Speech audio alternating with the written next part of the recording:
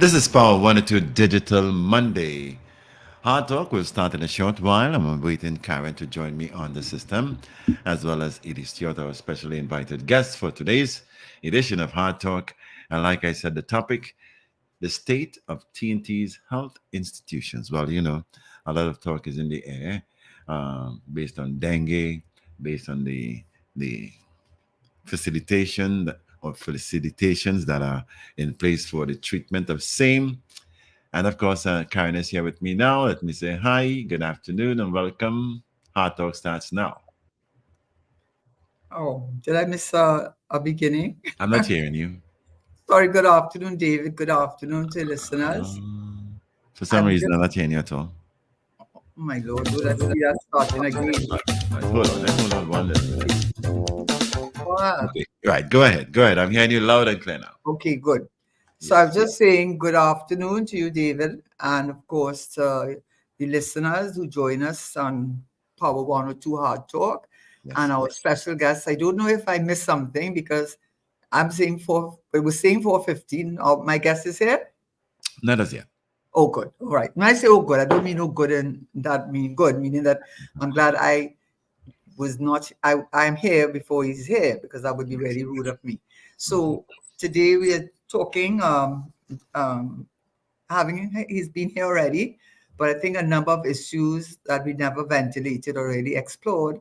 We're going to do that today. And of course, we know apart from the economy and crime, education and healthcare and our healthcare system, uh, and it's reflected in our budget, some top agenda items for the nation and for our citizens.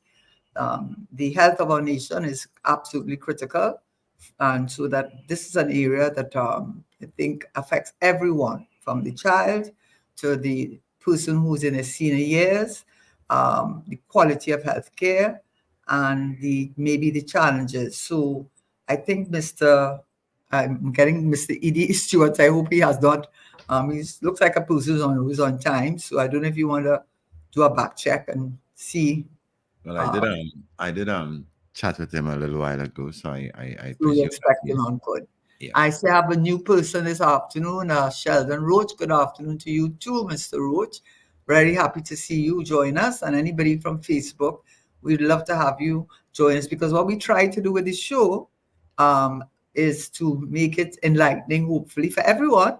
I certainly learn from doing this show, but not just enlightening in that way, but also to be relevant to us as a country, relevant to us as we move into probably a next government, whatever government that may be, that we are more aware of our rights, our challenges, and hopefully have the knowledge, because knowledge is power, that you can use that knowledge to ensure that those rights, as far as possible, which are enshrined in our Constitution, are really not only protected but also given voice.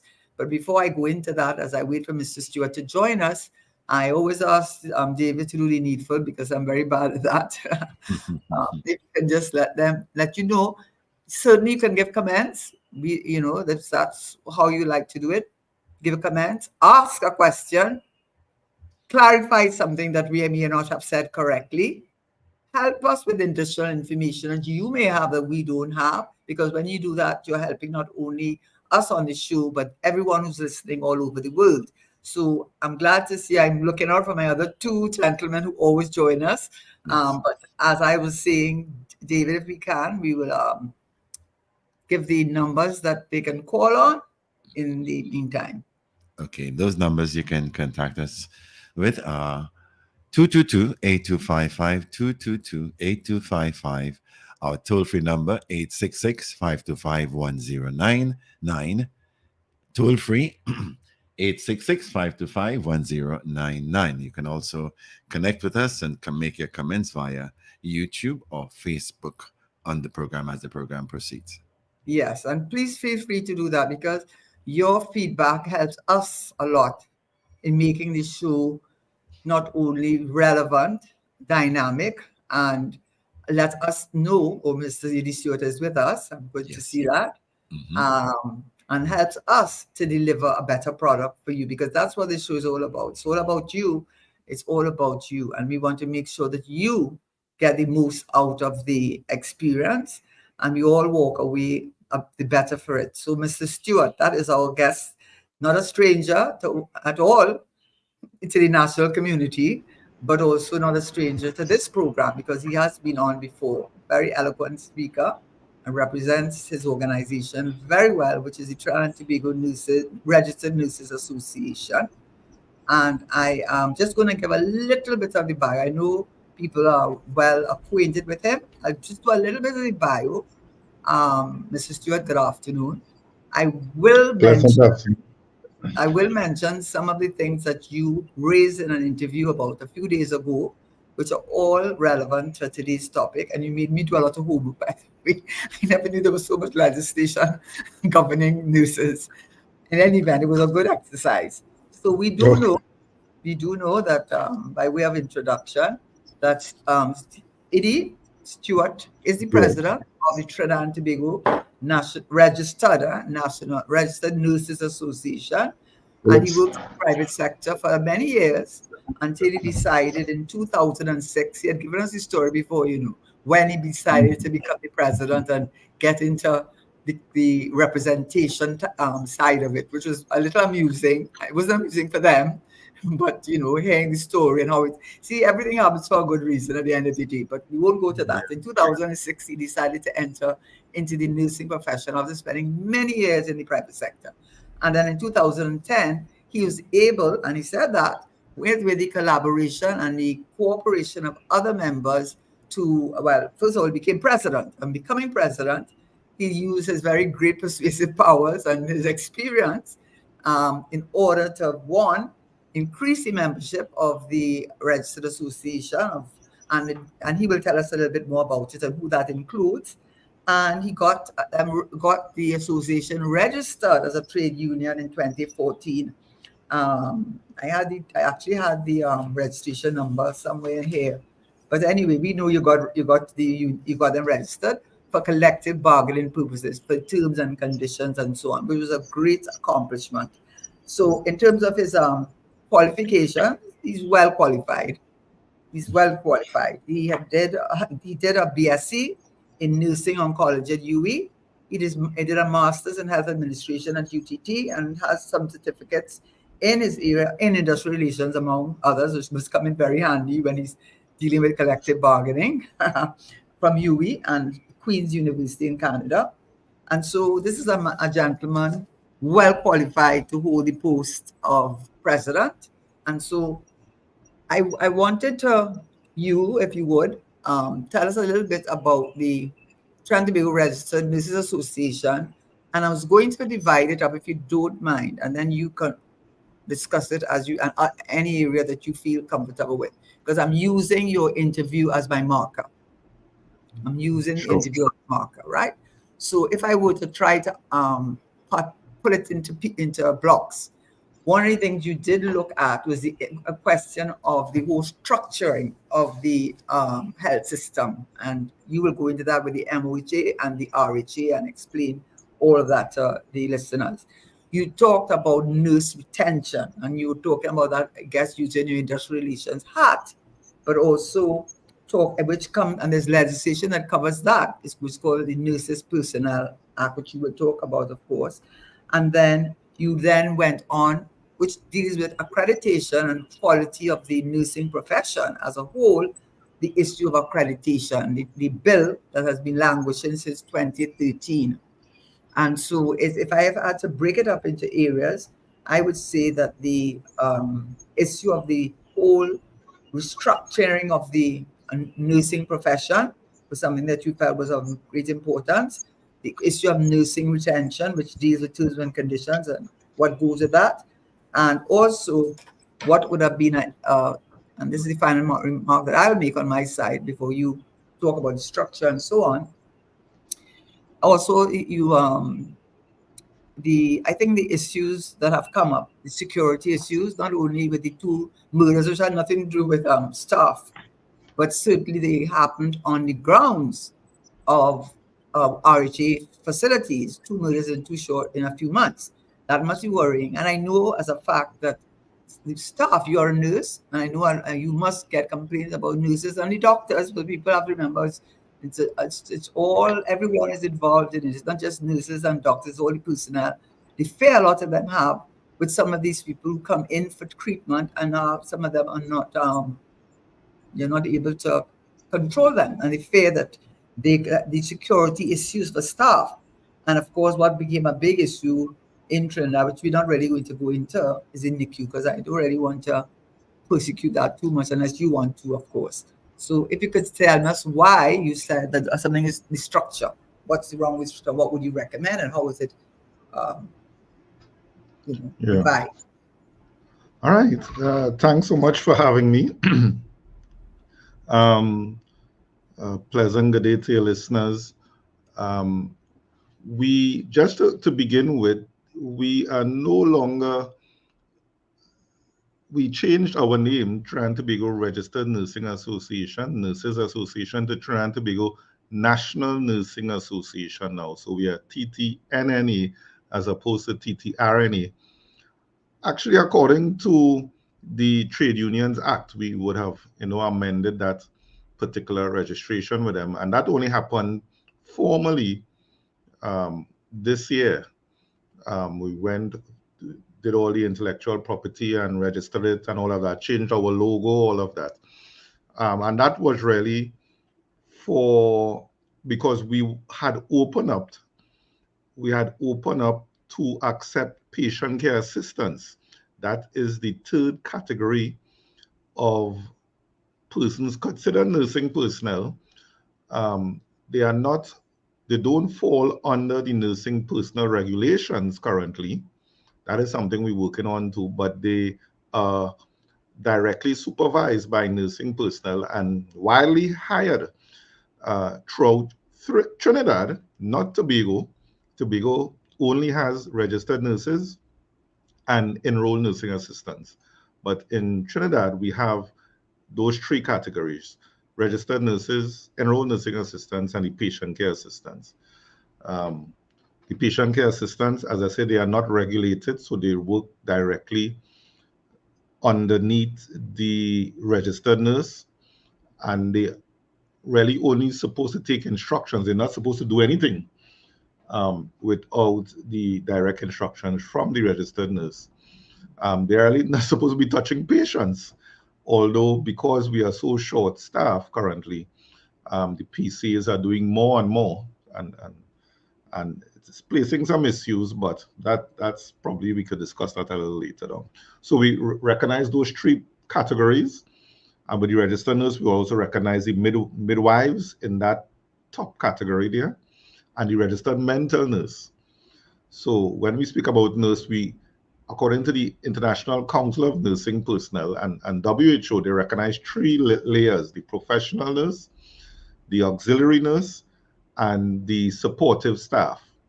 So we have all three layers in Trinidad, and indeed, in most countries in the world, they have three layers, especially the bigger territories, the US, UK, whatnot. Um, so one of the what we recognize, what I recognize particularly, my executive and myself, since becoming a union, is that we were trying to focus, we tried to move the association away from dealing with day-to-day issues. For constantly, we were bombarded with a plethora of day-to-day issues which were negatively affecting other aspects of healthcare, mundane issues, rudimentary issues that really could be resolved with proper oversight, with stronger management. And every opportunity we attempted to deal with more professional issues, we were pegged back with dealing with these rudimentary issues. From What basic would lack of be the kinds of issues you talk about that you yeah. would deal with So that you shouldn't have to? you would have a situation, and it's ongoing currently, So, for instance, if we take a practical example, a real life example that is happening now, we have a situation where administrations constantly they look for opportunities, and one could understand to highlight that they are doing something in whichever ministry they are involved in, whether it's education, whatever. Our ministry is health. So the Ministry of Health has to constantly look for ways to demonstrate to the public that we are doing something in health. I guess to push back on whatever negative may be in the public sphere at the point in time. To do that, more often than not, they have to open up a new ward, open up a new wing, open up a new floor, open up a new hospital. So you have to constantly put that out in the minds of the public. Healthcare is getting better because we open up something. Now, what we are faced with is that because we don't have the required number of nursing personnel, even to run existing facilities, where are you going to get those additional staff from? You're going to get it by depleting the already short staff areas and sending those persons on to open up a whole new unit. So, for instance, the government closed down with the opening of Point 14 Hospital, the new Point 14 Hospital, which is underutilized because we don't have the staff to run it properly. They open up that, transfer the patients and staff and whatnot to the new Point 14 Hospital from the area Point 14 Hospital. And that was closed down. It was rat infested. It was dilapidated. So I guess the people of Point are happy.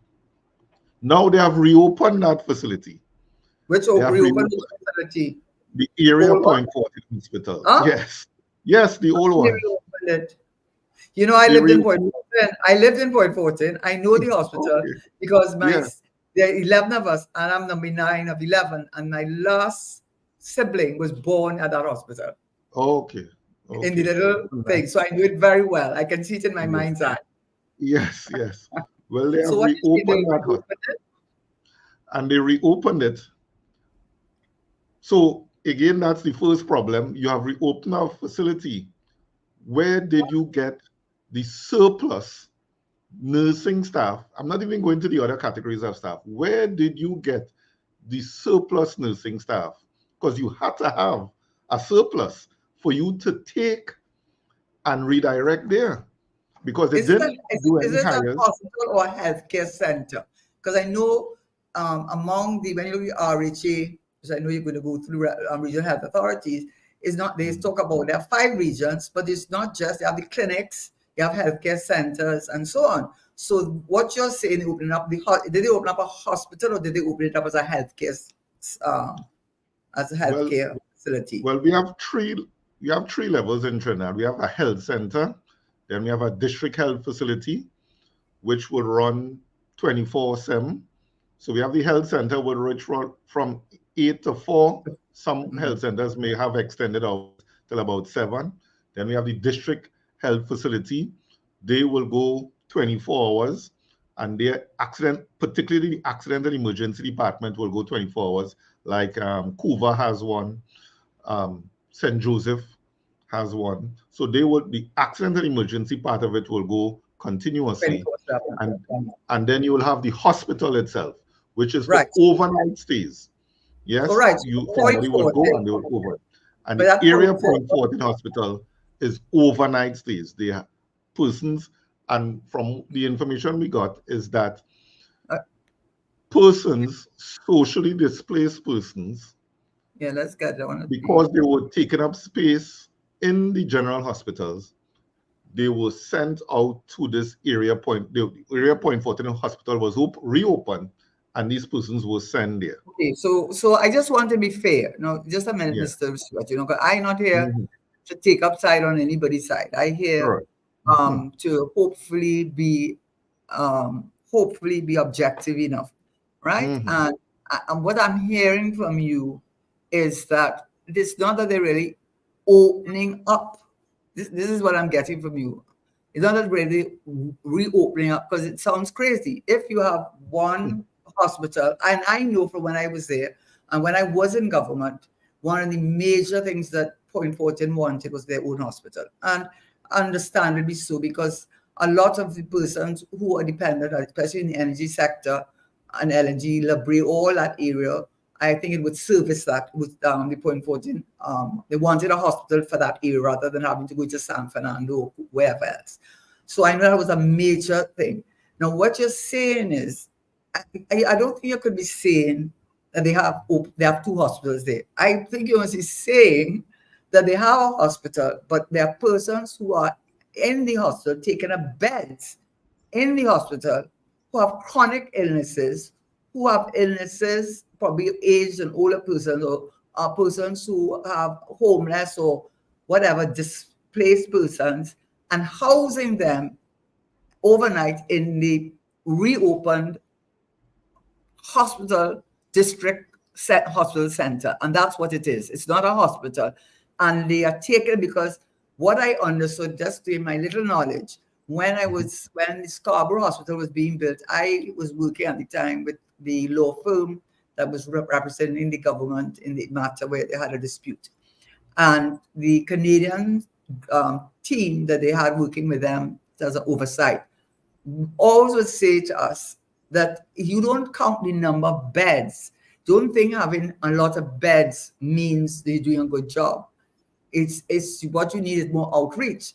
And what is happening more and more in Trinidad is that you're getting an aging population. Because that cultural reform document spoke to that. It's almost double the aging population from 1980. And at the same time, the young youth population is declining. And it is a fact because I saw it in Barbados. I knew it in Trinidad for how I happened to do it at the hospital in Trinidad, in Port of Spain.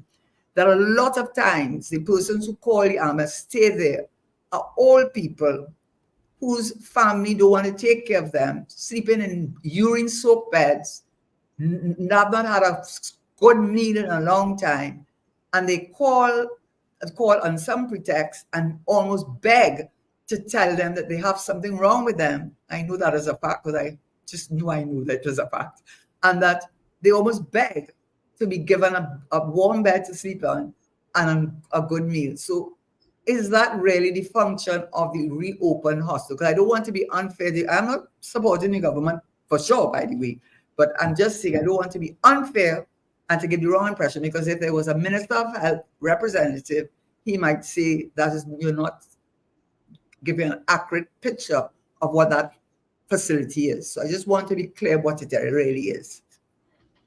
Well, as I opened, there are only 3 categories. So for sure, the building is called Area Point Fortin Hospital. Okay. It was closed.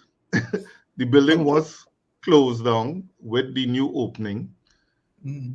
They are not providing health center services at that facility. Okay. They are not providing district health services okay. to that facility. There's only one other category it could be placed in, because we don't have tertiary facilities in Trinidad. Okay. We don't have extended care facilities for the elderly in Trinidad publicly. The only other place I could think of is St. James Medical Facility, where there's a gerontology unit in the hospital, St. James Medical Complex Hospital. So I don't know where else I can place this. So what is the demographic of the people there? Okay, so let's forget about the title. Not only elderly, it is persons who taking too long to, they have already been discharged medically, and as you indicated, their families probably have an issue with taking them, whatnot. So all of them have been placed in that facility. At a hospital also known as a senior citizens home for the dispossessed. But otherwise called the Point Fortin Area Hospital. But it's not only senior citizens. I just want as a matter of fact, to tell you the truth, no offense to the minister, but it makes them look more foolish, actually. It does not reflect well on them. Because if you can't, if to leave it with that name is not only misleading, but anybody would ask, if you can't staff, no, I would ask you, are they staffing the Point Fortin hospital? I saw the hospital already. I went down Point some time ago. It looked beautiful to me from outside. I didn't go inside, right? But is it, are you saying, we talk about from a nurse's perspective, of course, because that's why you're here. From a nurse's perspective, are you saying it's understaffed and the various category of nursing care, including the enrolled nurses and this one that isn't enrolled but could be supervised? Are you saying that they don't have enough for that, for the real Point Fortin hospital? Well, it is not. I try to avoid using my own words sometime, and I will use the words of the CEOs. The Okay. CEOs in the Joint Select Committee of Parliament with Dr. Paul Richards looking into the health sector, Yes. and which was about 2 months ago. I'm not sure if, well, I don't think the report has come out yet, but in a live televised interview, well, when they were before him, they admitted that they are short staffed. So that is on record, and So one start can with go to the nurses who Parliament are- channel. Every single one indicated, yes, they are short and they are struggling to retain nursing personnel. So there's no longer my words against the minister. And I actually repeated that at the meeting with the minister last week, Tuesday. I mean, after That three thankfully, efforts. yes, it's no longer myself putting out this information, because ever so often he used to dispute that we have any shortage and whatnot. Now the very CEOs that running these organizations are admitting that we are short. So having admitted that we are short, we have reopened the area Point Fortin hospital. I'm just using their terminologies. I'm not adding or taking away. Where did they get this additional staff? And I would tell you, they would have redeployed from ICU, from oncology ward, from dialysis, from a number of units within San Fernando General Hospital and San Fernando Teaching Hospital, redirected no less than 12 registered nurses and no less than 12 PCs to that facility. They had also redirected some ENAs, but the hospital clamored for them to come back, because currently we are really short on enrolled nursing assistants. If registered nurses are short, enrolled nursing assistants are in dire need. So we are really short on them. And that is why this whole issue of PC is doing duties above what they're really supposed to be doing. Like, for instance, a PC is not supposed to be doing vital signs on the patient. Yet, currently, they are being allowed to do it because it's just so short.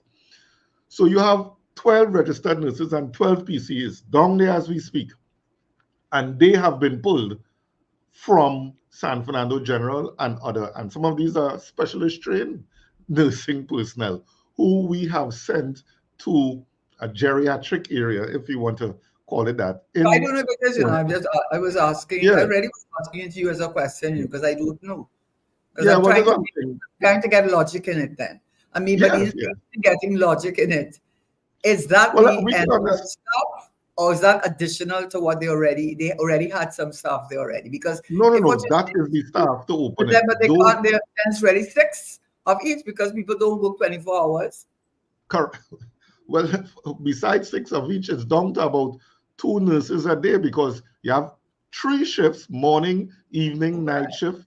You have weekends, you have your off days. My So God. now the nurses are stretched thin there also, to be able to deliver care. In addition, they have placed them in bunk beds. So it's not your normal hospital bed with railings to the side that could elevate your head or lower Mean the limbs. It is patients. just normal bunk beds.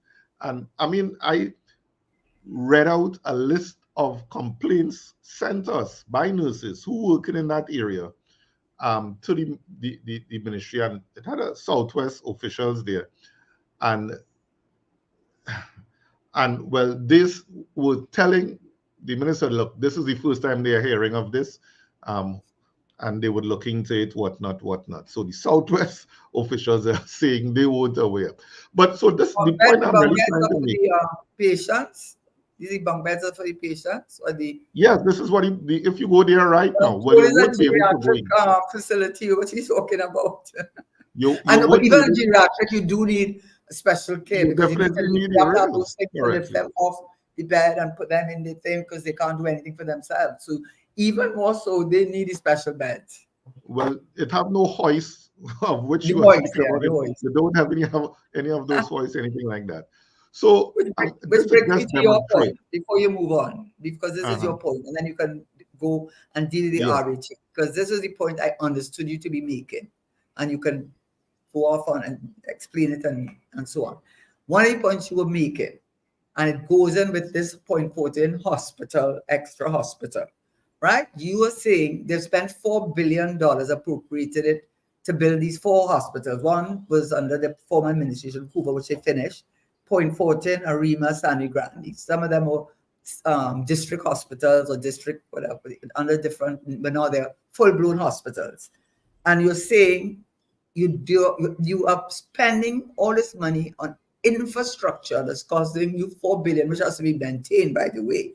And it's not just the building, it's equipment and all of that. And you're spending all that money for doing that, yet you're not staffing it. You cannot staff it and staff it. So where is the disconnect? And this is the point we were really trying to get at. How can how can anyone sit down in a meeting, with ministry officials, listen to them tell you, hey, look, we don't have money to do this. We have no money to hire extra staff. We don't have any money to pay pensions, to bring persons on permanent. How could, and what is the response you expect from a union? What do you want us to say? Okay, we understand when we are witnessing you spending exorbitant sums of money in a next direction. It comes like somebody owes you $100 and tell you they cannot afford to pay you this $100.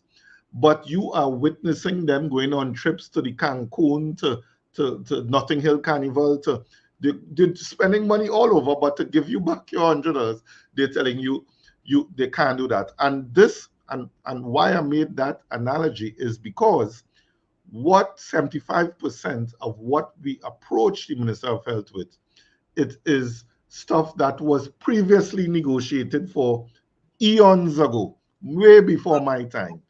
Nursing personnel always used to be permanently employed, just like police, just like fire, just like teachers, always used to be permanently employed. Somewhere around 2013, it began to change in a particular RHA, and then it slowly started to mushroom throughout all RHAs, where they begin to hire persons on temporary employment contract. And I want to make the definition between temporary employment as opposed to contract employment. So this is not contract employment I'm speaking about, where at the end of your contract, you get a gratuity.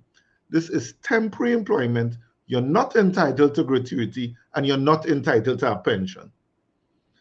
So if we had allowed nursing personnel to remain on that, they will be retiring without that pension, which every other category of state employee gets. Either they get gratuity or they get pension. Nursing personnel wasn't going to get any. And we had to go to court, fight the government, and do a number of ads, a great expense to the association on national TV. We had to, everywhere the prime minister went, we were sure to follow. So when he had his meet the prime minister conversations in Exeter Spaniard, we went and asked him, are you comfortable, Mr. Prime Minister, with this situation that nurses are not employed? And we kept doing that until the prime minister eventually said, okay, it has come to his knowledge, and he made it in parliament, that XYZ, and this was after the court case that we won, mind you, that it has come to his knowledge, nursing personnel are not permanently employed, they're going to take steps. And that was about 3-4 years ago, and eventually, majority of the RHAs began to make nursing personnel permanent. There's one remaining RHA in Trinidad, which is the Northwest Regional Health Authority, where they are saying, look, it's going to cost us $26 million. Now, this is less than how much they could collect in tax from Movie Town. So this is a very small sum we're speaking about. How could the government of Trinidad and Tobago not have $26 million to make not just nursing personnel, all the workers they disadvantaged so in Northwest Regional Health Authority? How is that possible? But yet, we witness on almost a weekly basis, you see Northwest doing caravan here, caravan there, which will come at an expense. Every single one of those caravans must come at some expense. Even if you have to bring out staff and pay them for overtime or whatnot, it comes at an expense. All the flyers, all the billboards, all the ads, it comes at an expense. But you don't have money to fulfill your existing commitments. That is the real angst right now with the association. And we have been extremely patient. And in addition to that, as you would know in the public service, you have something called increments. So every year your salary go up until you reach third longevity and then it stops. They are not, they are tardy in paying that also. So in addition, you don't have any payments to look forward to in terms of going towards your pension plan, because the pension plan is a contributory pension plan. You have to contribute to it and the employer contributes. So that is not happening. You're not getting your gratuity, and also your current salary of 2013 is not up to date. So your 2013 salary is not up to date in 2024. 2013 salary not up to date in 2024. You mean, are you working for 2013 salaries? Is that what you say? Yes. All RHA workers are currently working on 2013 salaries with the exception of doctors. Yeah, but doctors, we're not talking about doctors, we're about the nurses. So Yeah, I but didn't mean it that way. I meant that we yes. you know what I mean? Let me oh Lord. No, I just wanted to differentiate because I don't want people to say how we could say everyone is on 2013 salaries when the doctors negotiated from 2011 to 2015. So they are on 2015 salaries as opposed to us, everybody else is on 2013 salaries.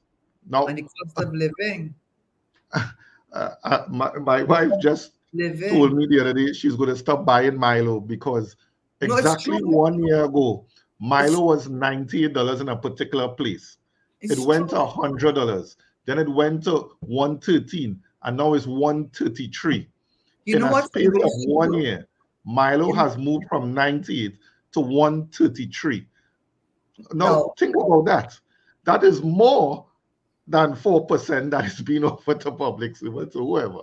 But just think about that. And your salary has not moved in 11 years. But Milo, a basic thing like Milo, to make tea, cocoa, milk, or what you call it, has moved from 90 to 133, almost $40. Think about that.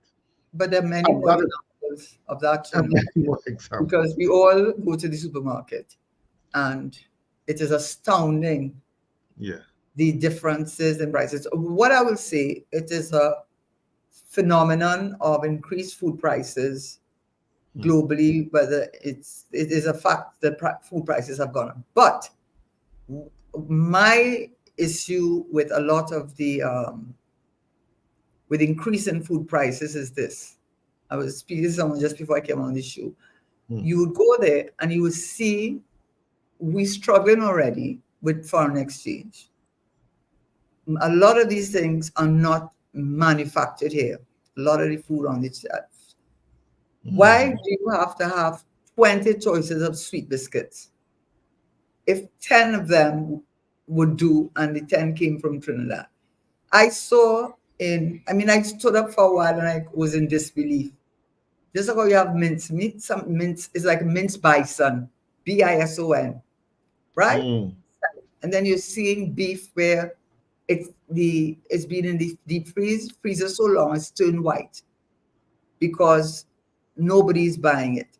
So I look at a lot of the, especially in the food category, where you see so many what I call high-end food products being offered, and so many brands of that high end, which are not manufactured here. They canned here, but they're not manufactured here. And using up your foreign exchange, but more importantly, people feeling the pinch when they go to the supermarket on every level, on every level, on every level. I know that, I mean, I have to shop too. And sometimes I'm just astounded at the price. And I know prices have gone up in and there have been good and bad reasons for that. COVID didn't help. There's the the whole way that the system operates to get food to its destination, a number of things that impacted. But if you're working for 2013 salaries, you're already not working, you're working in 2024 for a salary that is less than 20, is behind before 2013. And But and what is and the they keep, answer then? What is the well, answer? Because and this is the thing. what's My the answer? my my issue, you see, nursing personnel are in a unique position, and I guess a couple of other persons who have the ability to migrate based on the profession you are in. Nursing personnel right now, it could change in the future, but right now, they are in a, you have the ability to go to, let me just say, my cousin just visited me. He came down the other day, and he he used to work in stocks in one of those Wall Street firms and whatnot. Um, but he's saying so many of his colleagues are going into the medical fields because it's so lucrative right now in foreign, and particularly in New York. He's saying nurses, you getting signing on bonus, you working for more money than the normal persons would work for. And so many Caribbean nurses are coming up. They love Caribbean nurses because they already speaking the English language as opposed to some of the And we other are well African trained, and we are territories. well trained, Yes, and we are and they bright are well people. trained also. So, and he's saying, even my next cousin, she was an air hostess. She branched over to nursing, and she's making, well, I wouldn't even want to compare her salary compared to nurses down here. But it's just so easy. So I'm thinking something, and that is what we brought to the listening ear of the minister, that look, we can't compete with salaries internationally. Okay. But still, there are some hygiene factors we could employ to retain nursing personnel here, which won't cost the government that much. One of those basic things, we know the Maslow hierarchy of needs. Everyone wants to put a shelter over their heads. We are inundated with persons who have been given HGC houses and they can't afford it, and then the HGC come to take it back and whatnot. Why not provide an opportunity for nursing personnel to be in the same pool with the security services where they have been allotted 10%? Why not extend that to nursing personnel? Because as we speak, all security, all of those police, fire, prisons, everybody works for more than nurses as we speak. As we speak, there's no police officer, entry level police officer, working for less than a nurse right now in Trinidad and Tobago. And I had to demonstrate that to a colleague who is a police officer. He was doubting me, and I had to demonstrate it clearly for him, because the all those persons in security services would have gotten that 25% tax-free allowance, and that bombed them over nursing personnel. In addition, they just had the 4% increase. In addition, when they go up the ranks, they go up, they are compensated adequately. So when we go up the ranks, for instance, when you move from a registered nurse to a head nurse, you get 400 hours more. When you move from a head nurse to a supervisor, you get 400 hours more. And that is how you go. When you go from I forget the layers, a constable to corporal, you go up by $1,000. Or when you keep going up the ladder, you go up by thousands of dollars. It's just with the doctors, it's the same thing. When they move from house officer, and they're getting about $20,000 a month, and they move to register, they go up to 30,000 plus. When they go up to consultant, they make $50,000. When nurses go up, we go up by $400. So persons who worked with me, I had a colleague, he wasn't successful at a nursing exam, so he had to resit and whatnot. He said, look, he ain't going through all of that. He going to join police, family in police. He had time drop out the course, do his 6 months training with police, become a police officer, and start working for more money than the average nurse would be working for. It's so ironic. So all we're saying is there are ways and means to retain nursing personnel, because not everybody would want to go in the coal and work. Not everybody probably want to face some racism depending on which country you go. Not everybody would want to go through some of these things.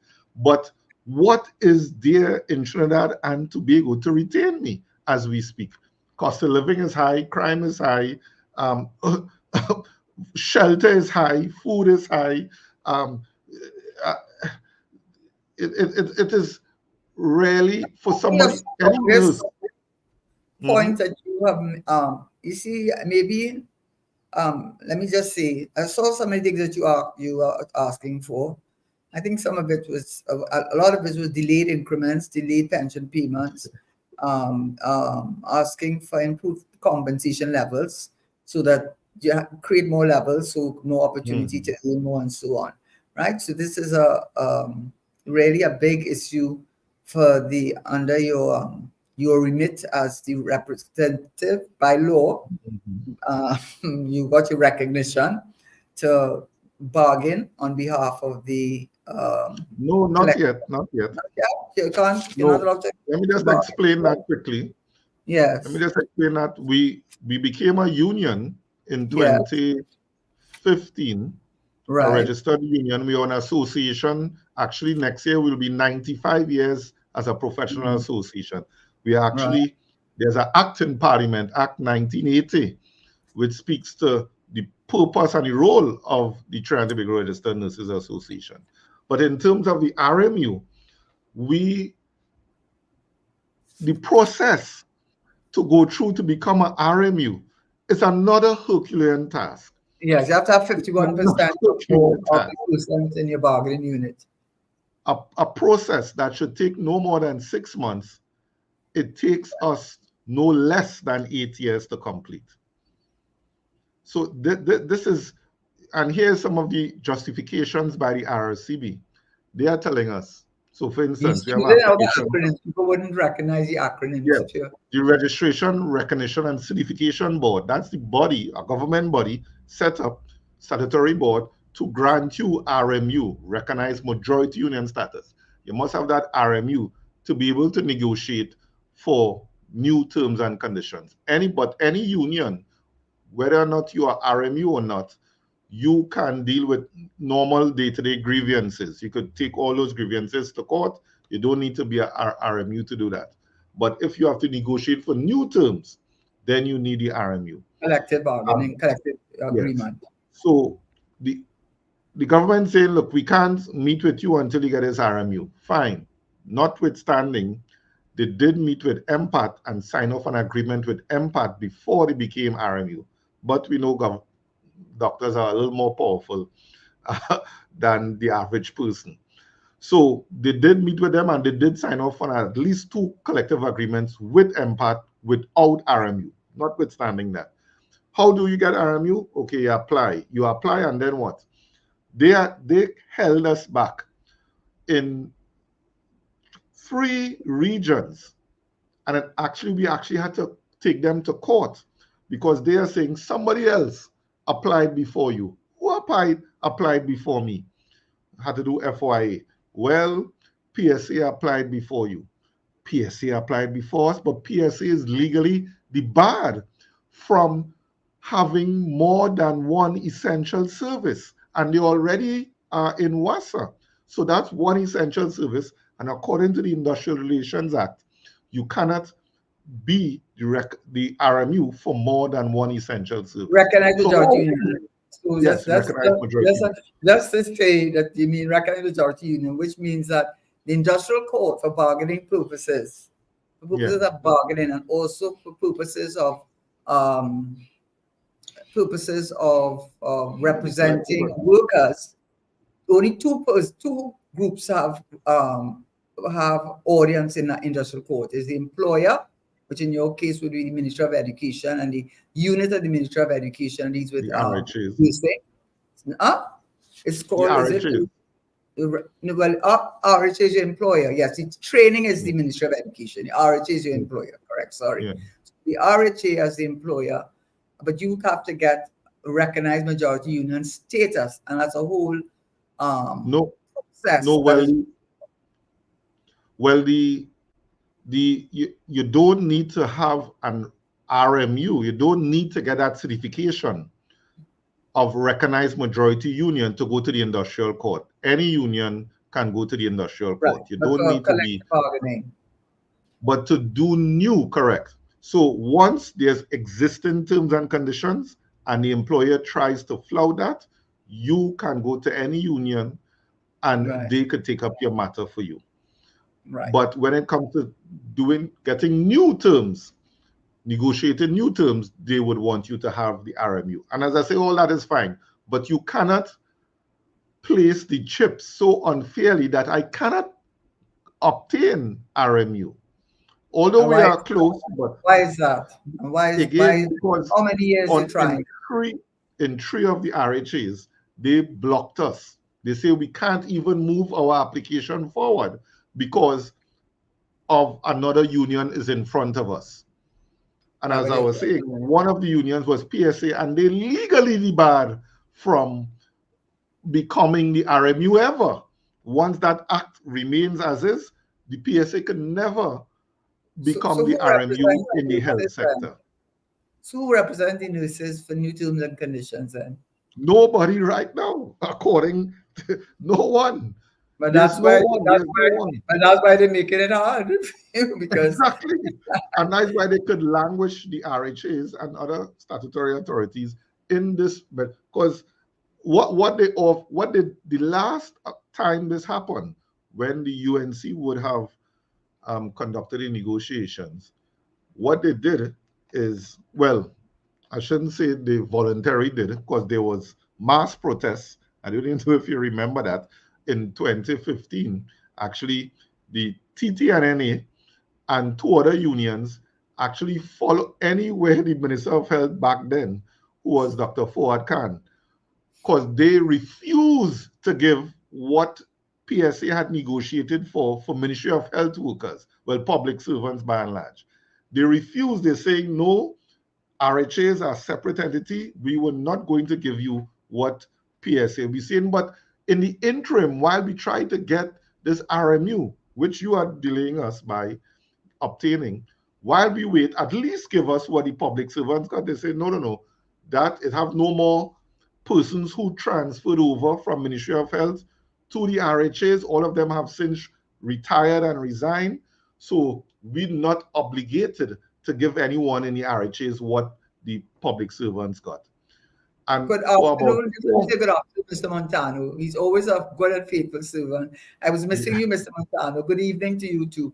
But so what is your status then? Because the RHA, so explain to people the relationship as because now we moved on, I think, in a way. You made the point, when we're talking about structure, you're talking about top heavy. Well, no, we weren't talking about the RHA and the Ministry of Health. We weren't talking about that. But what you were talking about, a situation where there is serious understaffing, yet you are spending money on infrastructure, which requires maintenance and huge maintenance. And you gave the classic example of the old people's home or senior citizens home, also called the Point Forward Hospital number 2, right? And had to pull staff from already understaffed and critical staff and highly trained staff. And as you say, it may be 12, but it's never going to be 12 because nobody works 12 hours or 24/7. So at any point in time, you will never have 12 people on duty at the same time. But it's really because it's more, I believe, but they're not saying it. So one day maybe they'll change the name and it'll be clearer. But when they do that, they will get an avalanche. The problem with doing that, I mean, I'm talking from a political standpoint.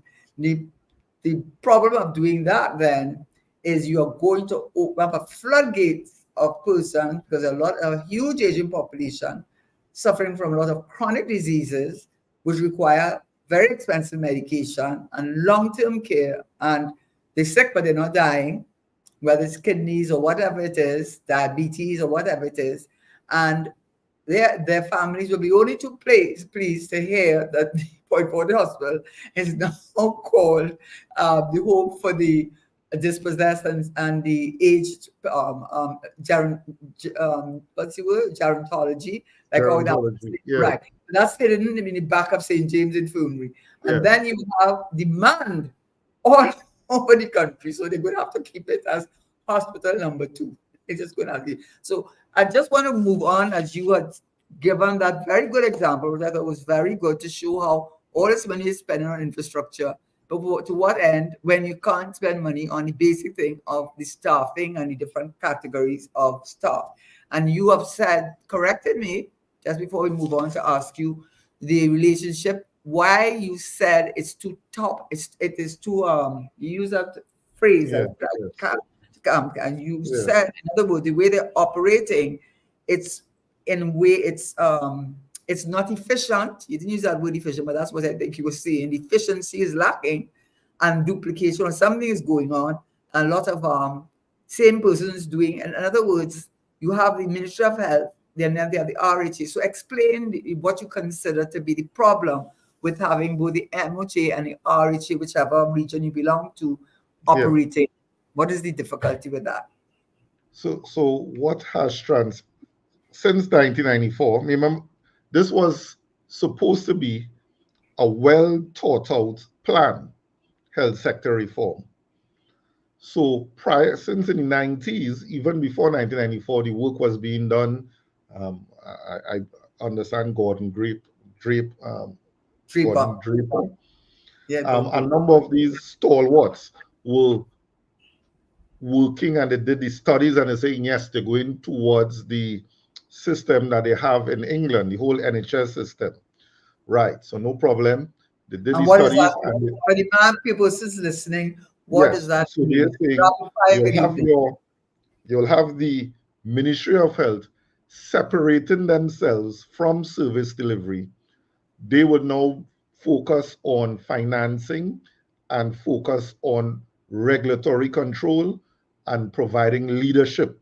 And this is what the remit of the Ministry of Health is supposed to be.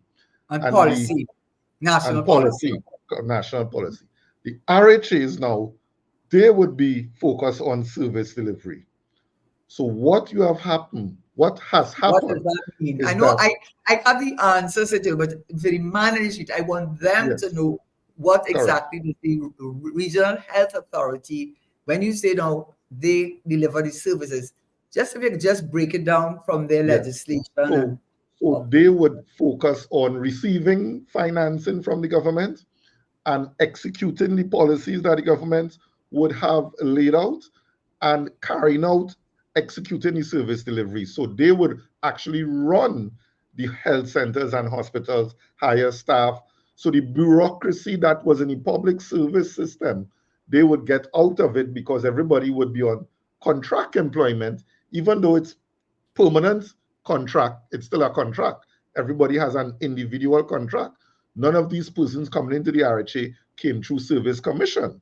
All of them were interviewed, assessed, and hired based on their qualifications and skills. So, and they could also be removed easily compared to the public service, which we know no one ever gets fired and stuff like that. So it was supposed to be much more. And then because now you are more regional, right, a CEO could have a more hands-on approach to managing the resources within his regional health authority. So for instance, the CEO of ERHA, there was one hospital in Eastern Regional Health ERA, Authority. He used too much acronym on Eastern, his show you.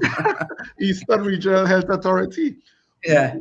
He could manage that expertly because there's only one hospital, there's only Right. a district health facility and a couple health centers. He could be, and it probably even worked probably a little well in Eastern because they have a Right. few facilities. But what we have seen, what we have witnessed is Yes. that where is the efficiency?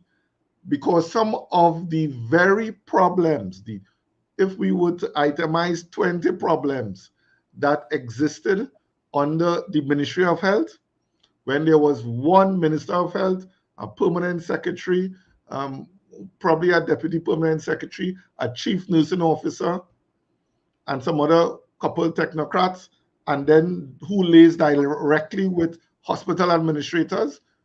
Now you have 5 CEOs, 5 GMs of everything: GM operation, GM this, GM human resource, GM IR, GM everything. 5 payroll departments, 5 of everything. So you have bloated That's your one level of administrative bloated. level. Is that really fair to say bloated? Or, I mean, to me, when I hear you say that, it seems to me, I'm just asking, I'm being the devil's Mhm. advocate because I'm learning, right? Mhm. It would seem to me, on the face of it, that it's not so much bloating as much as giving you an area of responsibility that is manageable, and you have a CEO and he has his various committees that you did mention. But the whole point is they hire and fire. They're the ones who are responsible for hiring, and they're the ones responsible for discipline. They could suspend you, they could dismiss you, they could fine you. In other words, they are your employer, and you work in a region. They divided up the country into regions, put people in charge of those regions, and responsible for the hiring and firing and running of that any facility that fell within that region. What is so wrong with that? I'm Well, this asking. is the problem. Well, let me give you what is wrong with that, and I I'm will moving give on you an because example. like, Yes, what? I will give you another example Mhm. which I see happening in another ministry currently. Okay. So we have increased. I mean, it cannot be disputed that now we have to redirect resources from those persons who actually delivering care and redirect it now to persons who are administrators. That is a fact, yes? Where we had administrators Okay. only Okay. at the Ministry of Health, that Okay. needs to be redirected from Okay. service delivery to administration. So that's a fact. So you mean they The have five different chairman, five, five different. yeah, So you have more. You have created more expense. more you have created more expenditure. And I forget to mention that you have 5 boards, and every board Yeah. have about 8 persons, and everybody has to get a stipend on those Right. boards to come to meeting once a week and all of that. We know how it goes. So you have increased the expenditure. Mm-hmm. How have we done on service delivery level now? How have we done? If we were just to look at the administration of the staff, have we improved? Do you still hear persons complaining that this doctor or this nurse or this attendant treated them poorly, and you made a report and nothing happened? Has the disciplining been any better since we have come out of the public service?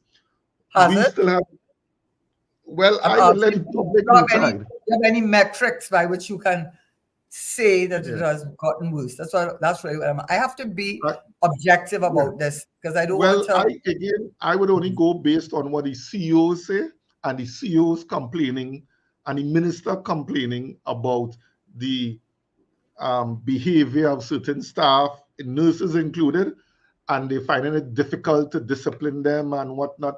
I say, but that is the exact same issues you all had when you all were under the Ministry of Health. You have hired a whole department in each RHA to deal with this, and you're still not able to deal with it. So the issue of increments, that was an issue of the Ministry of Health. It's taken long for increments to be paid. Actually, it has gotten worse. That has gotten worse in terms of when it's Pension. supposed to be automatic. You reach your second year, that $200 is added on to your salary. What is the delay for?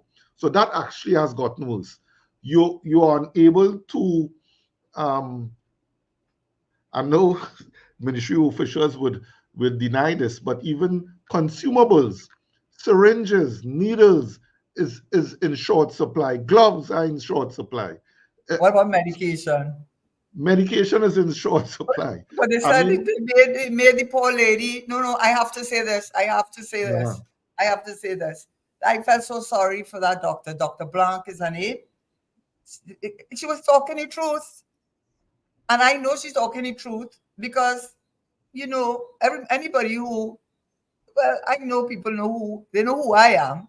So Yes, they yes, would guess how I could have that kind of information and why you yes, can't yes, retain people, right? And the yes, yes. fact of the matter is, in many instances, and even leave that aside, I would even leave that aside.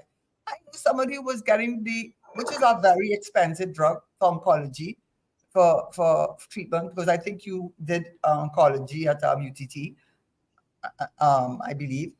But You we. what I learned is that they all go on to this. He's now retired, Sandy Grandi, who is the number one oncologist. He's now retired.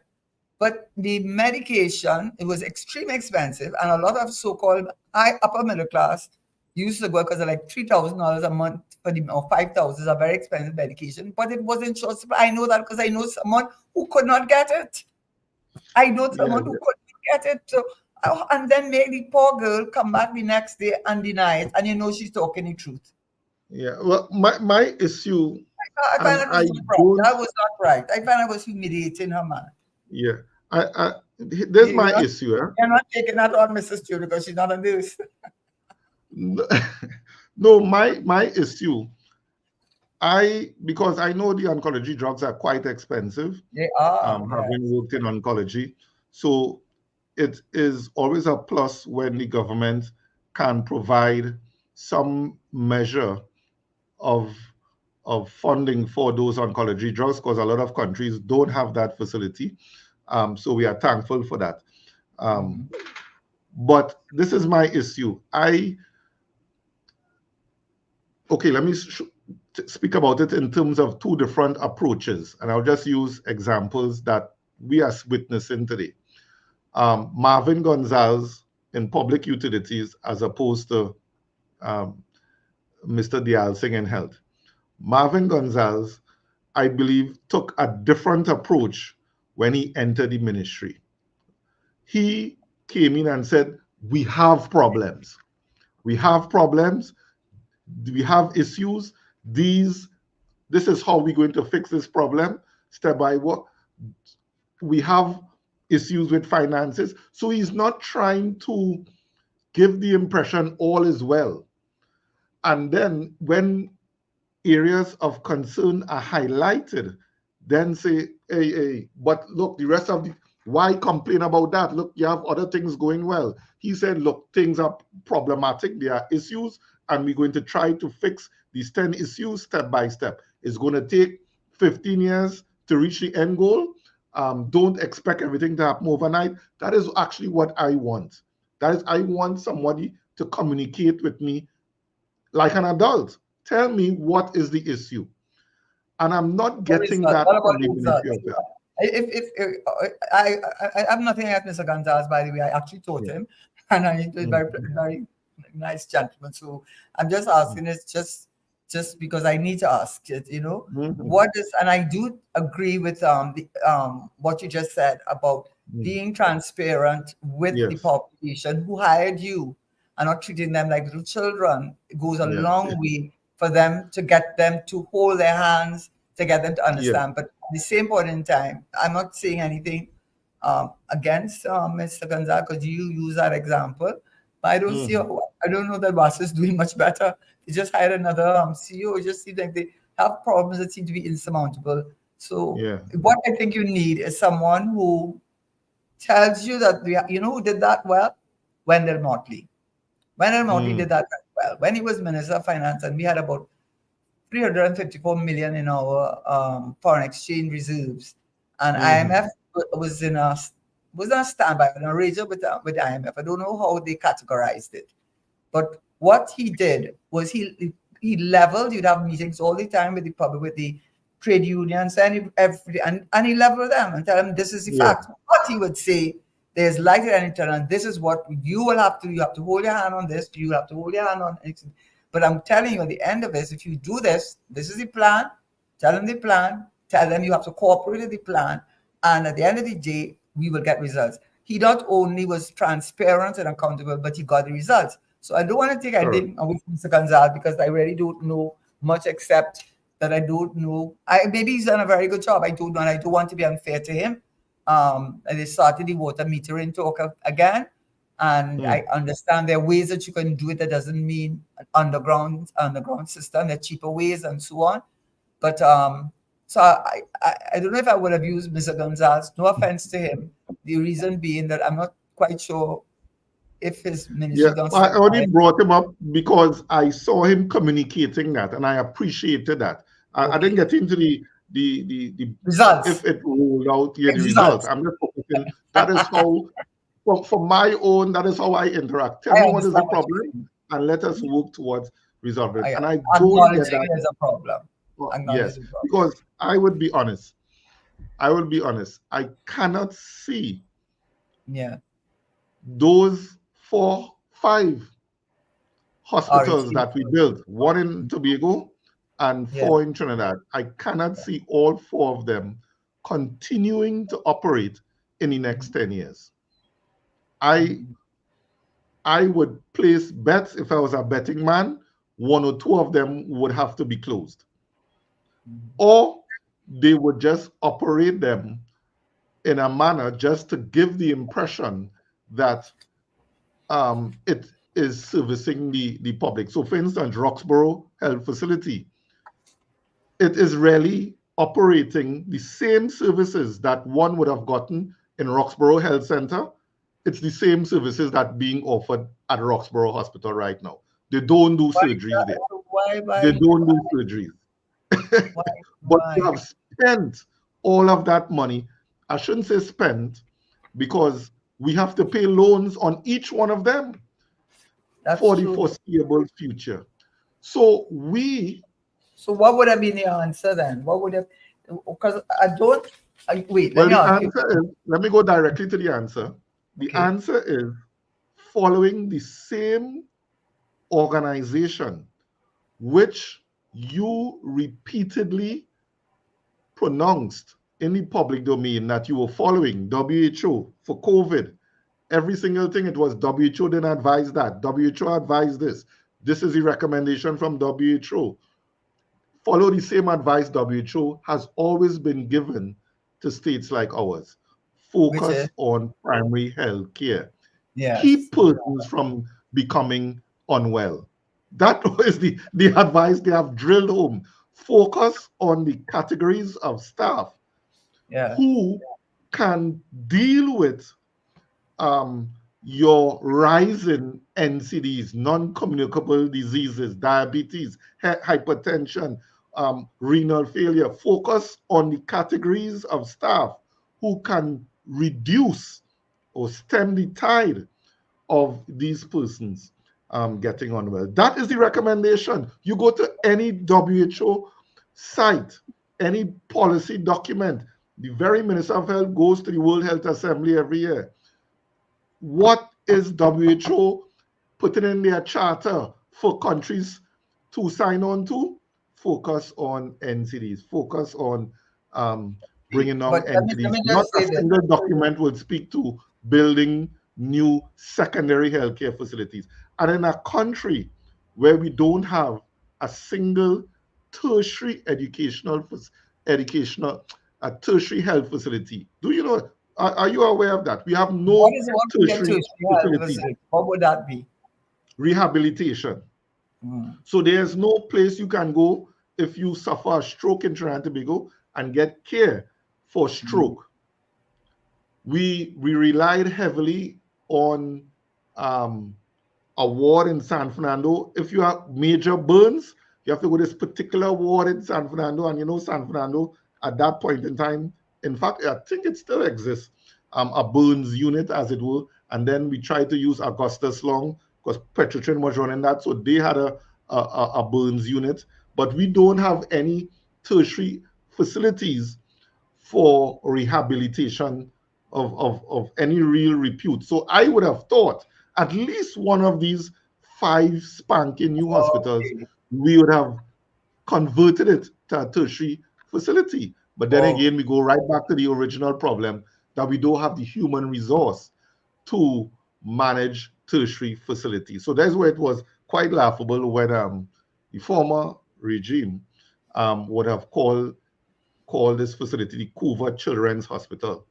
And everyone in the health field is saying we only have one neonatologist in the whole country. You building a whole hospital for children? We already had Wendy Fitzwilliam Pediatric Hospital, which is a unit inside of Eric Williams, which is never filled. It is never fully occupied. We also have a children's ward in San Fernando Hospital. It's never filled, never at capacity. But then we still found 1.6 billion, because that was even more money, from the Chinese to go and build a Coover Pediatric Hospital, children's hospital. And So then when you thought a it's then. change in government would have stemmed the tide in terms of mega projects, this government come and build 4 more. Can I ask you this then? Yeah. Going back to the RHA and the MOJ and the rationale behind the RHA, am I to understand you to be saying, just to be clear, that the decentralization in its intention behind it is good because of all the issues of the bureaucracy and difficulty in firing and disciplining persons that are one of the benefits, quote unquote, of being in the public service, which is not to the benefit of the patient as a whole? Are you saying that you still should have the RHAs, but not as many? Is that one of the things you're saying? Are you saying the Ministry of Health should still be delivering on national policy, the funding and so on, but instead of having 5 RHAs, we should reduce them, turn one of them into a tertiary, and maybe you don't need all. First of all, you don't think we need as many, and if you don't need as many, we do not need as many RHAs, and at least one of them should be kept for a tertiary level hospital. Are you for RHAs or not? Well, my own assessment, I don't believe the RHA system has worked. And it Okay. has not worked because of a number of factors, self-inflicted factors that we did to ourselves by strangulating the RHAs, making them unable to really perform to their optimum capacity. The Ministry of Health didn't do what they were supposed to do, which was deal with financing. So the only financing we currently get is from the budget. What you call it? The oh gosh, Appropriate. yeah, the normal. That's the only place we get funding. The RHAs were set up to receive funding. In fact, every person who in tongue long enough would know, Eric Williams used to receive funding. It was initially a quasi-private facility. You had to pay to go to Eric Williams. But even if we don't, so the system is there in ERHA as we speak. In fact, there are a couple services in ERHA as we speak that persons pay for. Open heart surgery is one. There's private practitioners operating in a public state facility to execute that. And so I really don't believe, based on the government's cry, and this is the government saying we have dwindling resources. This is the government. This is not Edie Stewart. The government is saying oil production is dropping, gas production is dropping. We don't have our foreign direct investment is dropping, or nothing is going in the direction that we can maintain our current system. So it's more of practicality. And if we were to do it with our own budgets, if we are seeing our employer is reducing our income, our monthly income, would we still try to maintain our expenditure or even carry it up further? And I'm saying we cannot afford to. But the government is saying, yes, we will continue to increase our expenditure on the infrastructure side, but we will reduce or hold steady the infrastructure on the human resource side. Okay, but We will keep apart from that. the infrastructure side, I'm asking in terms of this structure of Yeah. separating the delivery of the health services Well, as I from say, to the RHE. Do you believe that there's a place for the RHE in our no, system, even if it is a downsized version of it? That's what I'm really asking. Or should maybe it go in a back? downside, I would go 25% to downside and 75% to total removal of the RHA system Wow, and just okay. return to the Ministry of Health. But there won't you be coming Again, back to somebody the problem? And one of the main problems with government, and I know that from yeah. from being in government. And one of the major incentives for forming state companies was because the very public servants who you talking about, who are rooted people and so on, they can, once they're working in the public sector, you can't get rid of them, and they know that, But this right? is what I'm saying. So you're saying the RHA has not been able to deal with matters of discipline more effectively than if they had to deal with a Well, matter of discipline better than if they were still in the ministry? Because well, that was a big the thing problem. with the military, you can discipline persons, but I guess the persons who tasked with that responsibility, they had a tough time doing it. But notwithstanding that in terms of our ability to finance what we have currently, the health sector budget is always second or third. It's never lower than that. So it's a real cost to our society. We have not focused on keeping persons healthy, so we focused on secondary healthcare. We have not focused on financing. That was another leg. Transform the national insurance system to national health insurance system, where you go into any facility, you could go public or private, some contribution will come out from the national health insurance system to offset the cost you are incurring. We have not focused on accreditation, the health sector accreditation. That was another element that was supposed to happen because it is lucidly clear the Ministry of Health would not And hold I the don't RHAs understand why. responsible. No, why Yeah, they don't the want the Ministry of Health would not. accreditation? Well, then you really have a nurse retention problem, because if the accreditation council, I think the bill is 2013, so it Yes. hasn't even been made into act, much less it needs proclamation to come into effect, much less proclamation, much less the regulation. So you might as well say dead in the water. But you would imagine that having accreditation, having your hospitals accredited, you see, that would also, when I was looking at the legislation, I said, well, it cuts both ways, because whilst it will build up the reputation and credibility of the institution, they come from an accredited institution which has to come up to certain international standards, and that you could see you worked at this thing and it has accreditation. It means that nurses retention problem that you're having now will even worsen, in my respectful view, because now you have added to it. Not only have I been trained at an institution that is recognized through the 8 schools run by the Ministry of Education under the nursing program, but now those schools have been given accreditation certification. And would it not then, it will do two things. One, it will act as an incentive for people to go. And as far as the government concerned now, those missing steps in the nurses' increments would then have to be addressed. And if they have to address that, then means they don't simply don't have the No, money.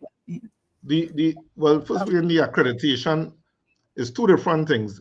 I'm hearing you speaking about accreditation of nursing schools. Not nurses' school, That's the the law. hospital, the Okay, hospitals, because the law the of the land hospital. is you must be registered or accredited by the Accreditation Council of No, Trinidad no, and the Tobago. hospitals, accreditation of the Right, hospitals. right. So the The hospitals hospitals. now to become accredited, which is basically the same thing we want that is currently happening for the educational facilities to be Yes, happen within the hospitals. That is all we're asking for. And yes, once this happen, you would not, the RHAs would not be allowed to do what they are doing now in terms of opening a new unit without the required human resource, right. I got you. without the required Right. Yeah. facilities. It's like They a would have procurement to make sure decision. they hire additional staff to open this new facility. So that is it. So that means the nurses will no longer feel burnt out. They'll no longer feel dejected. This morning, I come to work at San Fernando General Hospital, and you are telling me, hey, pick up duties in Point 14 area hospital because we open a new ward there, and we don't have anybody, so we're sending you. So that would not be allowed to happen. So you would have less dejection. You will have less demotivated staff. As I say, we are doing everything to demotivate staff right now. Everything that you can think of to demotivate a staff, we are doing. We are executing it quite well. And the things to retain nurses, to motivate them, we are not doing any of those things. And I challenge the government, name one thing, even with this administration, name one thing they have done that will incentivize nursing personnel to remain in Trinidad and Tobago. If there's a worldwide problem, you see, the nursing shortage is not a Trinidad problem, it's a Oh, worldwide problem. And every country is following the advice of the World Health Assembly and implementing measures to retain their nursing staff. What Trinidad and Tobago is doing, we are not doing, we are doing things to disincentivize nursing personnel. In fact, we go so far that when nursing personnel, when we really short and we need to open up an ICU and we do have ICU nurses, we will bring in Cuban nurses, we will bring in nurses from India, we will bring in nurses from St. Vincent or Nigeria and pay them $3,000 more than we pay our local nurses. That is how that is where we are at current. And mind you, all of these nursing personnel can pick up in the morning and leave and get a better compensation. Every single one of them. we have Keith Ramdial who just joined. He said that we need to put things in place so we can have accountability. But I mean, it's you almost have me very. I'm a little bit of a cynic already, and I mean, I was looking at the UK and the NHS system, and they have a lot of problems too, and Yeah, a lot yeah. of it comes They, from they want yeah, to but revert. a lot of it comes from lack of funding, and they say on average, 80% of income tax goes to healthcare in the UK, and they Mhm. have burnt out staff. They have 107. This is I just got it from their site itself. They have 100,000 infants who have on average have a 6 hour wait in accident and emergency. They have 675 children who have to wait 6 months to a year for treatment.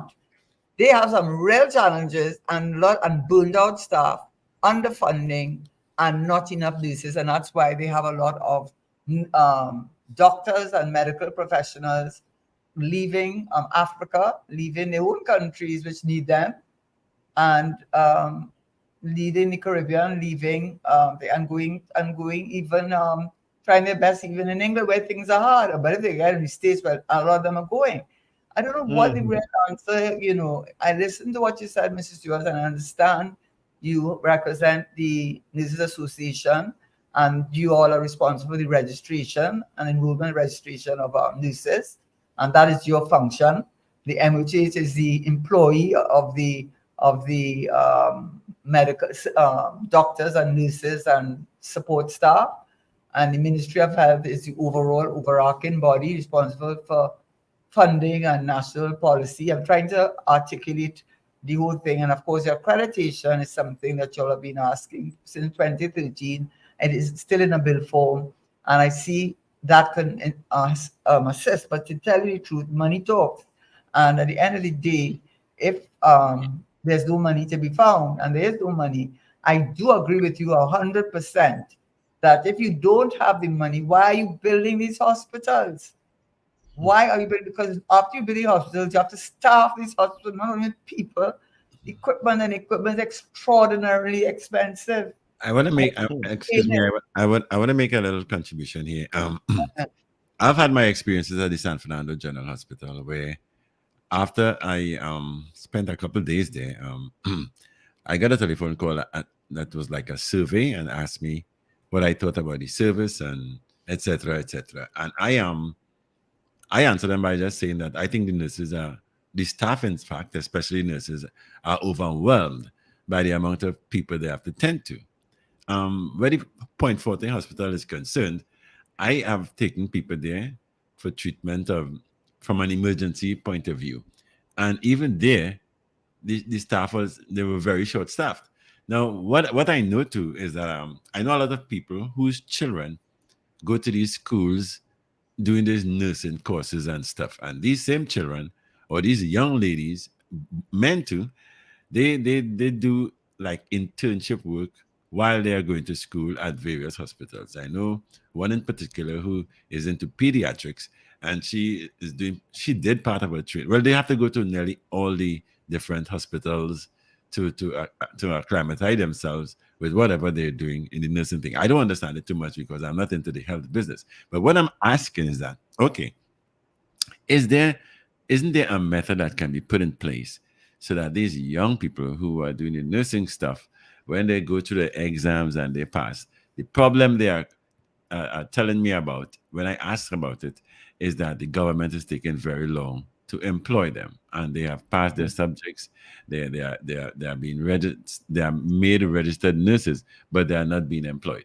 Is there sort of retention where the conditions of their education and their training can be, like you must stay or you must get yourself into one of these hospitals that are so short staffed, especially Point Forte. I can tell you about Point Forte. So short staffed, but there's still a lot of young ladies and gentlemen who went through the nursing courses and the educational styles and everything, and they are just standing by. They probably don't have money to travel out of the country to say, well, I'm going to look for work in New York or somewhere. But they are around. But they are saying that it's the government who are not employing them. Yeah. How Well, can we methodize that in a way that we can get them employed? I mean, it might not be for the amount of money they're looking for per month, but at least it will assist in healthcare and the staffing of these institutions. well, well. Let me just answer that quickly. A couple of things there. One, even in the training of nursing personnel, it's mind-boggling to me. I Mhm. think the government of Trinidad and Tobago, where there's so much high employment, um, they could channel persons into nursing. And Mhm. even if they have to migrate, let them migrate. But the average person who migrates will send remittances to their families. So that's Yes. foreign exchange. In fact, Jamaica boasts how much remittances they get back every year. So Mm. that they could do that just to get soak up all of the persons who are currently unemployed in Trinidad and Tobago and redirect some of these persons who are doing the same courses and they can't get jobs, send them into nursing. Right now, Yes. I'm not aware there's a large cadre of persons who have already completed their exams and still awaiting employment. There was just prior to COVID, a large over 100 to 200 persons at home, trained and waiting employment. But when COVID came, most of the RHAs absorb them to open up these parallel healthcare facilities. And the IDB funded some of this also. The IDB actually gave Trinidad and Tobago money to hire nursing personnel. So most of them have been absorbed, and they kind of replace some persons who have left. So right now, some of the artists tell me, Edie, if you know any nurses anywhere, send them by me. We will hire them, because there just isn't enough, especially psychiatric nurses, specialist nurses. Actually, the school that used to train specialist nurses has closed down, partly because of the Nurses Association, because we sued them, and the court agreed with us. They were operating illegally. They were not registered with the Accreditation Council of Trinidad and Tobago, as all post-secondary and tertiary educational facilities supposed to be registered with them. Far less for being accredited. So they were closed down and they were transferred over to COSTAT, but COSTAT hasn't restarted training of specialist nurses. They currently train general trained nursing personnel. So that's another issue. Even while they are training, the average student nurse, training is 4 years. Think about 4 years without a salary. What used to happen in my times, they used to get a stipend, small stipend, but it will offset your traveling costs, because nursing is unlike other areas of study where you just go to school, sit down on a desk, you retain, and you go back home. Nursing, you actually have to go and practice, actually work in the hospitals while you're training. Stipend is no more. Only one nursing school gets stipend. The other two, USC and UE and USC, doesn't get stipend. So that's an easy way to retain nursing personnel, because you would have given that just about $1,200, $1,000 to $1,200, and they taken out NIS out of that too, and health surcharge. So something simple as that. Nursing hostels while you train. Back in my time, you had hostels on the compound of Port of Spain, on the compound of San Fernando General, on the compound of Sandy Grande. That is no more. They have taken away all the hostels. They built a car park in Port of Spain. They condemned San Fernando General Hospital, and they're using the ones in Sandy Grande. Fire and all that. They're using the one in Sandy Grande as attendant rooms, what have you. So, obviously, doctors still have their hostels. You don't want to interfere with doctors. So they still have their Well, their I'm going to hostels. tell you something, Mr. Stewart. I'm sorry. I'm sorry that all is not well on the doctor's side either, right? And a lot of them have left for the very same reason that you're saying that the nurses get frustrated. The salaries, the burnout, the lack of things. There are so many things wrong. If one example I have been given, and I can, you will just imagine that how close. Well, I can illustrate it. A patient comes into the Port of Spain hospital. When they come in the Port of Spain hospital, you should have everything computerized. The whole history of that patient should be on a computer. After what they do, they put it in a room, in a box, and after a while, they remove that box and put it somewhere else. So you're starting all over again. There is reasoning behind that bureaucracy. You do not want to leave a trail, right? That's a simple thing that even as a nurses association, you all should be fighting for that, for information technology, that there should be no patient as they come inside there. They should be registered. Their history should be computerized. That is non-existent. In the UK, and I know it must be so in America. But in the UK, every patient, as they come in, you just go, you check, and you have everything you need to know about that patient, right? So there's so much wrong. After talking to you this afternoon, I feel like the healthcare system is on the brink of collapse, and I've always defended it in a way. I've always sort of been very defensive about it. But I do think, and I'll let you have the last word as we're coming to the end, I do think that taking out of this discussion, that I don't think send them back in the Ministry of Health because of the same bureaucracy and all of those things is the answer. Do we need to downsize the RHA? Absolutely. Do we need to have as many hospitals? No, we do not. Do we need a tertiary facility, change one of them into a tertiary one? Absolutely. Should we have a facility where you can also pay some kind of relationship where, because it's all, there must be a way that we can fund it in a way that we're not doing today. But the most important thing, I think, which you said, and which I totally agree with it, we need to start with primary care, because most of the treatments that we have for non-communicable diseases, whether it is your kidney, your heart, or diabetes, and all of that comes from your eating habits. And this government has allowed so many. I'm not going to call the name of the places, but the places that they have allowed in this country, you have no foreign exchange, but you have foreign exchange selecting all of these foreign franchises that are absolutely contributing to the non-communicable diseases in this country. So the government, whoever gives them these licenses to come into this country and flood this country, where there's no wonder you have problems when people come into the hospital. The primary care has to start with getting rid of all these franchises, not all, but reducing the number of franchises we have in this country, putting more emphasis on primary care, reducing the number of RHAs for sure. Do not go back to the Ministry of Health. I would not agree with that at all. And somehow dealing with nursing retention, because it can't be right that you're working for 2013 salaries and with the cost of living that it is today. I would say we are in trouble here. We are in trouble. Oh, definitely. What So I you have would say also Mhm. is I'll wrap up quickly. Yeah, no, The you have to wrap up quickly. You take your time. Okay, the Mhm. I don't have any issue if we say we operate in a free market system. Who want to come, come. Who want to go, go. In terms of franchises and all of that, I'm not. That's not my major emphasis. My major emphasis is on the individual. We have built up a culture where we do not take ownership for our actions.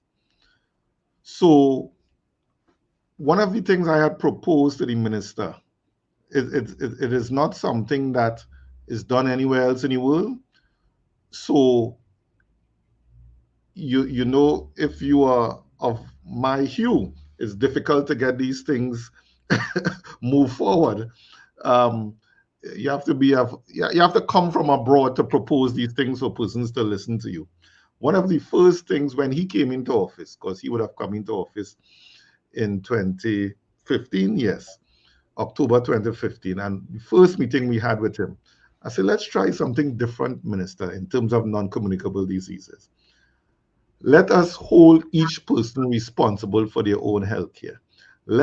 Why not propose, if you are able to maintain your BMI, basic metabolic rate, and all of that, your weight, maintain your weight at a certain level, maintain your blood That's right. glucose level at a certain level, yeah, you maintain your blood pressure at a certain level. If you can do those things, those three metrics, and you are monitored within the healthcare system. So every year you go to your health center, not everybody rushing to the hospitals or rushing to some caravan. You know, the ministry is big on caravans now. Try to hoard a whole set of people into a small place and take pictures and say, yes, we're doing healthcare, which has proven to be ineffective. That is something that is frowned upon. Health caravan is to access communities, far-flung communities who may not have access to health centers or hospitals. That is what caravans are for. We in Trinidad and Tobago have a plethora of health facilities across Trinidad and Tobago in every nook and cranny. So anyhow, you tell persons, hey, once a year, go to your health center, let them check your blood pressure, your glucose monitoring, and your BMI. Just track those three indices, and also keep a record of you in terms of what did your parents die from. Oh, your father died from prostate cancer. Okay, we're going to do a PSA test on you every year when you come also. Or your mother died from colon cancer. We're going to do take the blood to see if it's in your bloodstream, and do those tests every year. And once you can maintain your BMI, your glucose levels, and your blood pressure, then you can apply for a tax rebate. Just as they give people tax rebate if Okay. they have alimony or Incentive.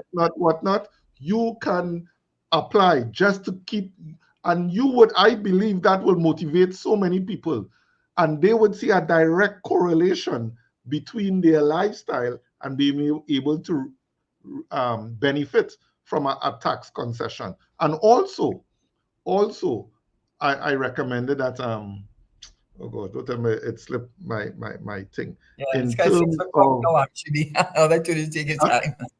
It's 6 o'clock. I'll let you, but I'm Oh, very excited. well, I'll wrap it up.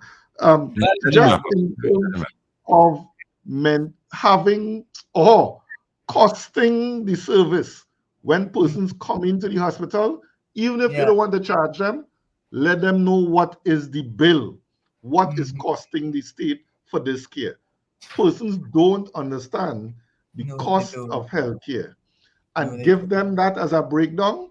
And every year you give them that statement. It could be, you don't have to print it, send it to their email, and they could see, good, that 2 months they are staying in the hospital costed $600,000. And I bet you nobody would say they don't receive anything Yeah, from the country when they see what the true Mhm. cost of that is. Because the health sector do it, they cost every single thing. And we could do it too. I mean, as I said, if we Those are just do those two innovative things, ideas. yeah. But again, it I like wasn't the done. first one especially. This first one, Yeah, because that ties in with primary care and prevention is exactly. better than. What is it? Something Yeah, of prevention is worth a ounce pound of. of prevention. Yeah, so Yes, the onco prevention, and just to be fair, before we go, when I was in government, the then minister, that was he had brought a team in, and that is what they were focusing on primary care, like what they do in Cuba, and they had yeah, visiting nurses, especially for older people, yeah. checking on their health on those same indices that you mentioned, and Let me just putting emphasis on quickly. that. Let me just But quickly David, are we in before you trouble? go. No, allow him. Allow him. Go ahead, Mr. Stewart. Just with those visiting nurses, we call them district health visitors. That is one of the things we were begging the minister since he came into office to rectify, which is motor vehicle tax exemption for those So, district health visitors, which they used to get again when they were under the Ministry of Health. They used to benefit from it. And as they have moved them out of Ministry of Health into the RHA, they say you can't benefit from that again. Despite you need your vehicle, you cannot yes, do your job without your vehicle. We're not yeah, that providing any have vehicle. You're not going in any ambulance. You're going to use your own vehicle, but we're not uh, going to compensate you just by removing that small motor vehicle tax exemption. I mean, they're not going to be buying any Prado like the ministers. They're going to buy a Acco or something to move around to get to house. They don't even want to give them back that. That is where we reach. And then we saying we are for primary health care. Okay, so It's crazy. I think you have done a very good job Yeah. educating us, and I Yes. think at the end of the day, we know that primary care, which is where we should be going. We know that we have too many hospitals. We know that a part of the understaffing, some of the nurse retention examples that you gave, and that people should take more responsibility and maybe incentivize them to do that. We also know that keeping that many hospitals understaffed, it makes no sense. We should have a tertiary level. Stage one is a tertiary level, and change two of them maybe into another type of institution. They need schools. Schools are in a mess, so maybe they should turn them into schools. But we've come with some good ideas, and we've had some listeners in. They didn't ask questions. Some of them said all the systems in this country have some issue. But there are a lot of people who are cynical, understandably. But thank you so much, Mr. Stewart. As usual, you've been a very excellent guest and very informative. And I'm sure those who listen benefited. And also, David, you asked a very good question. You brought an insight into Point 14, which is where I'm from. So I Yes. understand Point 14. Yeah. So good evening to everyone. Good evening, Mrs. Stewart. David, anything you have to say before I say adios, goodbye? Well, I certainly hope we can get some sort of a methodology in place to solve the problem, because I know what is happening at the Point Fortin Hospital, even at the San Fernando Hospital, because I too have been there, and they keep postponing my appointments. I don't know if it's because I'm taking care of myself, but every time I go, I've been there, I think, in That's the March, whole and then country. it's the next year before I can be treated again. Then we could go on and on. So, Yes. good evening to Mr. Stewart. Good evening to those who join us, Mr. Roach, Montano, Rapid Fire, whoever that is, Mr. Rampial. Thank you very much for joining us. All the rest of you who listen, who sent your comments to David, because I know you all do. Listening next week, we'll have another show on Hard Talk, and I hope you join us. Have a good evening. Thank you so much, Mr. Stewart, and thank you, Karen. Right, bye-bye. Take care. Pleasant evening. That's our today's edition of Hard Talk with host Karen Nunez Tesheira. Karen will be back with us next Monday for another take right here at Power 102 Digital.